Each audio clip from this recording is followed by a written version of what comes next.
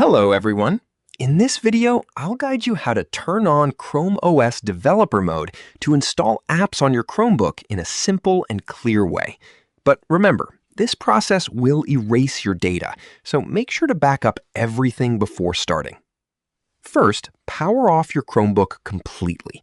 Once it's off, press and hold the Escape key and the Refresh key, then press the Power button. This will take you to the recovery screen, where you may see a message about Chrome OS being missing or damaged, which is normal. Now press Ctrl and D on your keyboard. A prompt will appear asking if you want to turn off OS verification. Press Enter to confirm. Your Chromebook will now switch to developer mode and begin resetting the system, which can take several minutes. During this process, your device will reboot and clear all local files. Once it's done, you will see a screen that says OS verification is off every time you start your Chromebook. To continue booting, simply press Ctrl and D or wait for it to proceed automatically. After your Chromebook boots up, developer mode will be fully enabled.